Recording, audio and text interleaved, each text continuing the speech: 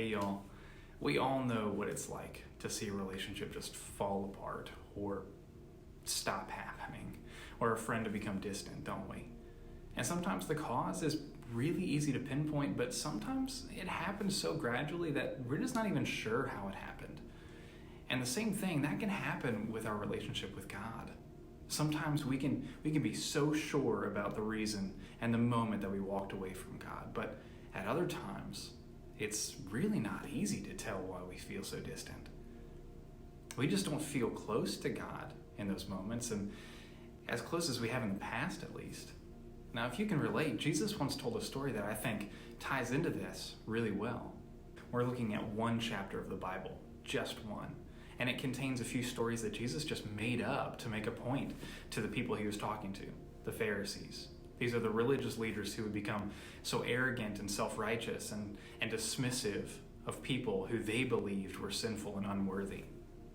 That brings us to our third story this week. It's about a son who asked for his share of the inheritance from his father. He went away and lived it up big in a distant, far-off country. And even though the son had safety, food, money, and family at home, he was dreaming of getting away. Of going to this distant land where he imagined he could do whatever he wanted to do. He could have fun and find everything he thought he was missing out on at home. And for a while, the son lived that kind of life that he dreamed about until a famine came and people lost their jobs. And he struggled to find food, and he started working for a pig farmer, and he even wanted to start eating what the pigs were eating. And now here's what we miss if we don't stop and try and understand the context of the story. Now Jesus was talking to the Pharisees. He was telling the story to the Pharisees, and these religious leaders saw pigs as unclean animals and that they were forbidden by God. And in order to follow and be loved by God, they believed that you couldn't eat pork. That means no bacon, y'all. And when the son in this story ate with the pigs or wanted to eat with the pigs, the Pharisees would have seen this as a sin against God. And while you might feel some compassion for the son in this story, the Pharisees likely felt disgust. And of course, the son in this story never actually existed, but if he had, I think we can assume that he would have had been pretty beaten up and broken down at this point. He had tossed aside everything that had been good in his life. He lost his family, his hometown community, his money, his livelihood. He was probably filled with shame for what he had done and feared going back to the people that he hurt. But he was desperate, and he decided to go home.